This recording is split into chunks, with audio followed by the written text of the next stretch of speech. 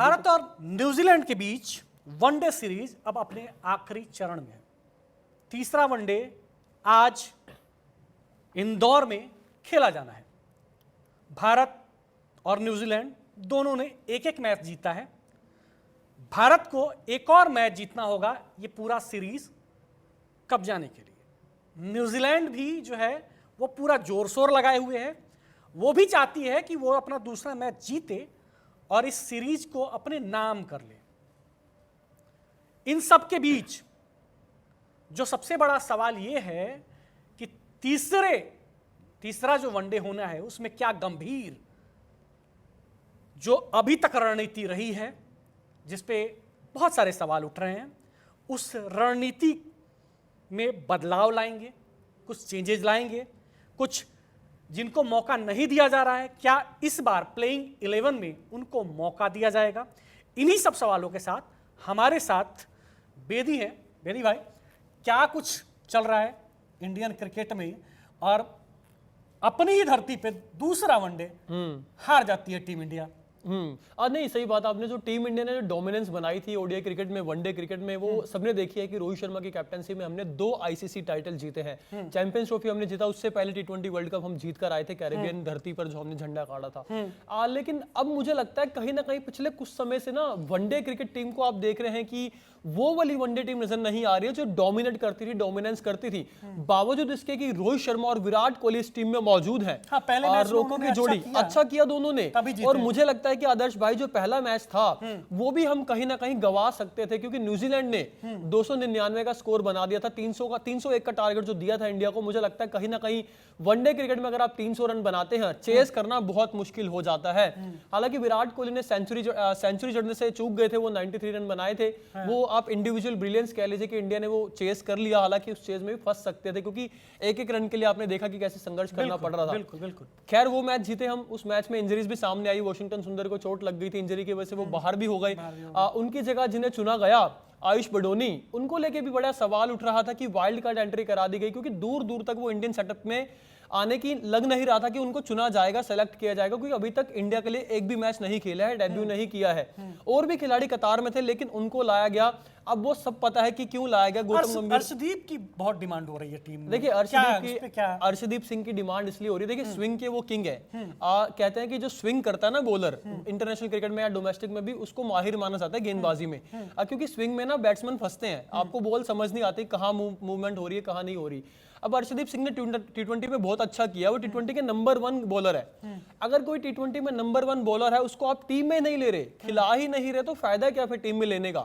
आप उनको रिलीज ही कर दीजिए। वो डोमेस्टिक क्रिकेट खेलने जाके अगर आपको उनको खिलाना ही नहीं है, प्लेइंग 11 में लेना ही नहीं है।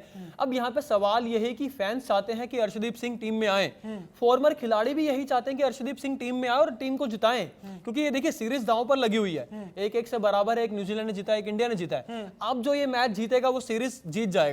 अब सीरीज जीतना इसलिए जरूरी है क्योंकि ओडीआई वर्ल्ड कप 2027 होने वाला है। उसकी प्रिपरेशन को देखते हुए ये सीरीज बहुत ज्यादा इंपॉर्टेंट है। अच्छा, मतलब क्या जो न्यूजीलैंड को कमजोर आंका गया भारतीय टीम की तरफ से? बिल्कुल कमजोर आंका नहीं। देखिए सच कड़वा होता है। मैं तो कहूंगा यही चीज हुई है। न्यूजीलैंड को आपने सोचा कि केन विलियमसन उनकी तरफ नहीं है, उनकी तरफ मिचेल सेंटनर नहीं है, और भी 2-3 खिलाड़ी उनके जो एक्सपीरियंस खिलाड़ी हैं, आज जिनका बल्ला भी बोलता है, जिनकी बॉलिंग भी अच्छी है, वो नहीं खेल रहे। लेकिन बावजूद इसके न्यूजीलैंड ने ये करके दिखाया कि एक इंटरनेशनल टीम जो तगड़ी टीम ही होती है। बेशक उनके 1-2 खिलाड़ी जो हैं बाहर हैं, लेकिन इंडियन टीम को देखें तो इंडियन टीम मुझे लगता है कि बहुत ज्यादा डबल से ट्रिपल एक्सपीरियंस मैं कहूंगा न्यूजीलैंड की टीम के मुकाबले ट्रिपल एक्सपीरियंस है इंडियन टीम के पास। लेकिन फिर भी वो कहीं ना कहीं थोड़ी पिछड़ती हुई नजर आ रही है। वो क्यों? क्योंकि आप एक रणनीति जो आपने बात करी शुरुआत में, आपने कहा कि रणनीति उस तरीके से आप नहीं अपना रहे हैं। गौतम गंभीर जो है अपनी जिद पर अड़े हुए हैं।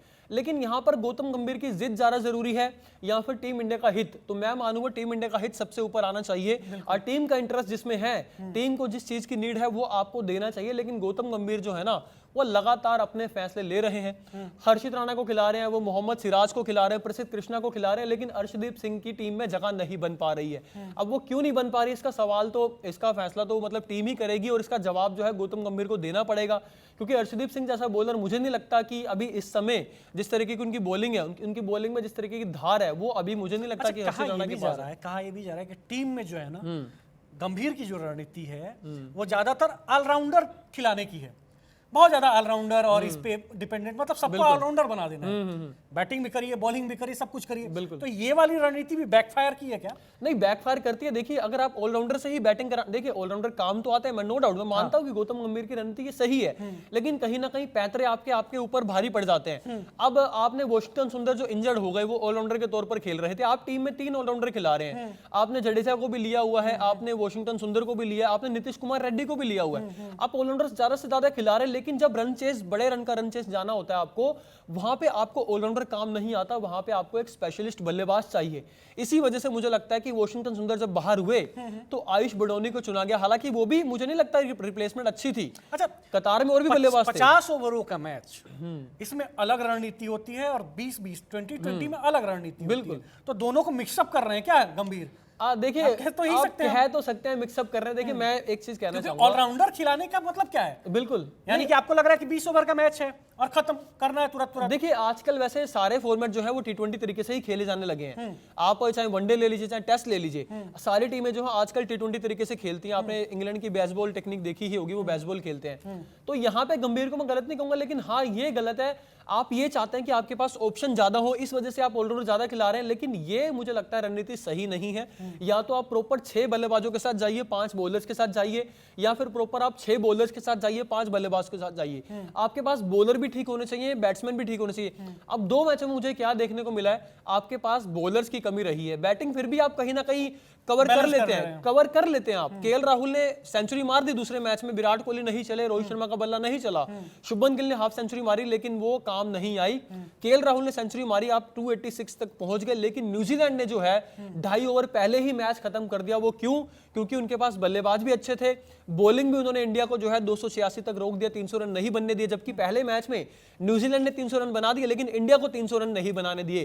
तो मुझे लगता है कहीं ना कहीं चेंजेस देखने को मिल सकते हैं आपको तीसरे मैच में, क्योंकि सीरीज दांव पर लगी हुई है और ये सीरीज जीतना बहुत जरूरी है, क्योंकि आप आगे जाकर धीरे धीरे मुझे लगता है नए खिलाड़ी और भी देख सकते हैं, क्योंकि रोहित शर्मा की बैटिंग को लेकर भी सवाल किए जा रहे हैं कि दूसरे मैच में नहीं चले, और अगर तीसरे में भी बल्ला नहीं चला तो उनको जो है बाहर का रास्ता दिखाया जा सकता है। तीसरे मैच में किसके चलने की उम्मीदें हैं? देखिए विराट कोहली से चलेंगे, रोको चलेंगे, बिल्कुल नो डाउट। श्रेयस अय्यर देखिए वो तो कंसिस्टेंट प्लेयर रहे हैं। और क्या आपको लग रहा है अर्शदीप को शामिल किया जाएगा क्या टीम में?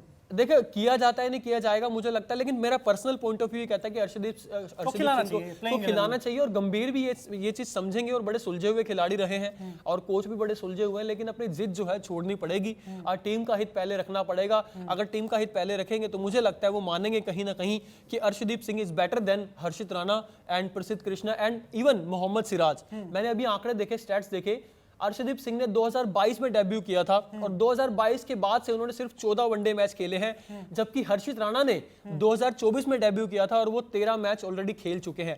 अब यहां से देखिए कि हर्षित राणा को आपने 1 साल में ही लगातार मैच खिलाए, जबकि अर्शदीप सिंह ने 2022 में डेब्यू किया था, 3 साल हो चुके हैं, 4 साल इवन मैं कहूंगा हो चुके हैं, लेकिन आपने उनको ज्यादा मैचेस नहीं दिए। लेकिन अब मैच देने पड़ेंगे, अगर आप उनको मैच देंगे तभी तो कोई बॉलर करके दिखाएगा, अगर आप उनको बॉल ही नहीं देंगे कराने के लिए तो वो क्या करके दिखाएगा। तो नो डाउट मुझे लगता है अर्शदीप सिंह को मौका मिल सकता है, और अगर मौका मिलेगा तो टीम इंडिया ये मैच जीत सकती है। तीसरा वनडे जो है वो नेक टू नेक कंपटीशन माना जा रहा है। न्यूजीलैंड भी जीतना चाहती है इस मैच को, भारत भी इस मैच को जीत के अपने कब्जे में इस ट्रॉफी को रखना चाहती है और बताना चाहती है भारत कि भाई न्यूजीलैंड हम है तगड़े। लेकिन इसके लिए रणनीतिक रूप से भारत को तैयार रहना होगा। गंभीर को कुछ जो लोग कह रहे हैं, जानकार जो कह रहे हैं, उसके मुताबिक थोड़े से फैसले लेने होंगे। अर्शदीप को शामिल करना होगा प्लेइंग 11 में, रोको को चलना होगा, श्रेयस अय्यर को भी अच्छा खेलना होगा, केएल राहुल को भी अच्छा खेलना होगा। जब एक पूरी टीम जो होती है ना वो इकट्ठे खेलती है, बैटिंग बॉलिंग सब कुछ काम करता है, तब जाके जीत सुनिश्चित होती है। तो फिलहाल हम लेते हैं विदा, लेकिन इस मैच पे हमारी नजर रहेगी और आपको हम इस मैच का अपडेट देते रहेंगे। हमारे साथ जुड़े रहिए, कड़क को जरूर सब्सक्राइब करिए। धन्यवाद।